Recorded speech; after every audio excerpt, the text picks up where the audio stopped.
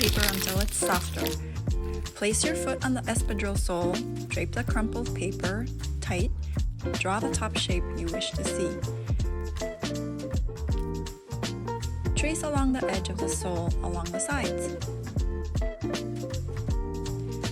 If your sole has a lip at the toe, make sure to tuck about 5 millimeters of the paper between your toes and the lip.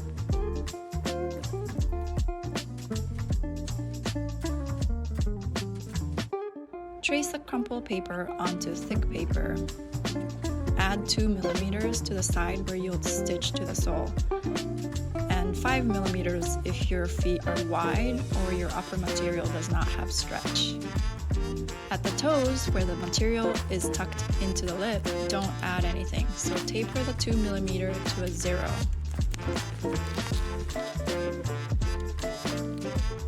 It is best if the material is snug.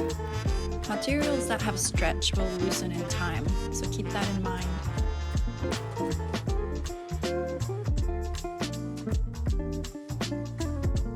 Draw a line 5 millimeters inward from the edge along the sides and the toe. You'll use this marking to guide the pricking fork.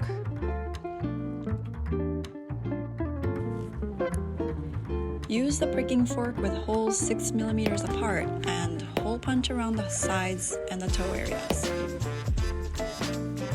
A tip: to keep the distance between hole punches consistent, place the first pricking fork needle into the last hole created with the previous punch.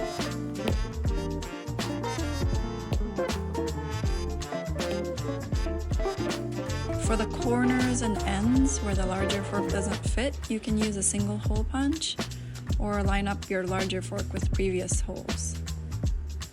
Measure out 5 times the length that you're going to stitch generously and cut the thread. You'll need 2 threads for left and right, so use that thread to cut another one. You go through the thread with a needle once, and then the second time towards a longer end. Put the shorter end in through the eye of the needle and pull on it to tighten, and then pull on the longer thread over the eye of the needle and it'll lock. Line up your upper to the sole. Make sure the toe width fits into the lip. Pin your upper to the sole. We didn't have pins, so we used safety pins to secure the toe area and the sides. It helps you mark your start point. Start your stitch from either side of the edge. If you're right-handed, it's easier to stitch towards the right. At the edge of your upper, push the needle through the top of the sole and out to the middle of the side of the sole.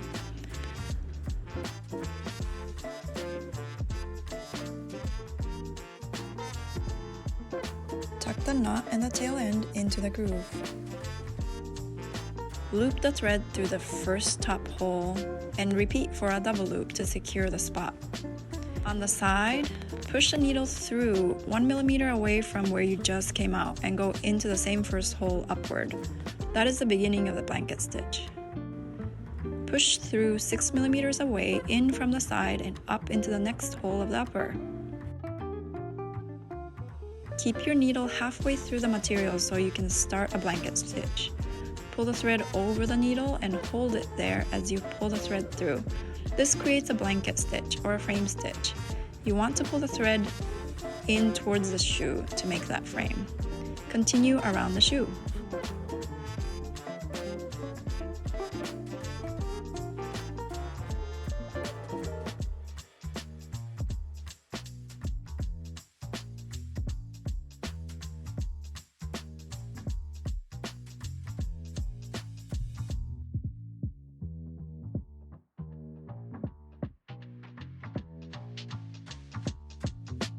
At the toe, be mindful that the position of the upper material doesn't shift. Here, you will stitch through the lip, 1 layer down, instead of going through the sole. Continue stitching in an upward motion, but before you pull the stitch tight, tuck the material under the lip so it lays flat under the toe. Go through the last hole as normal. Then, to keep that corner on that blanket stitch, bring the thread over the stitch and back into the same path to secure the stitch.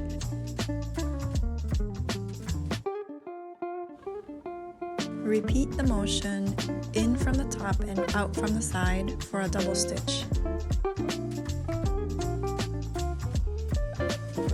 Then, just like the beginning, push the needle in 1 millimeter away from where you are, through the side and out through the top, but without going through the upper material. Tie a triple knot.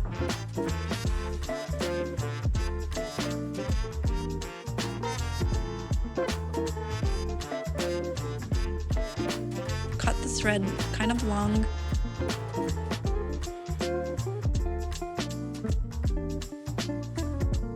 And tuck the knot and the thread into the groove. Hammer the start and end areas.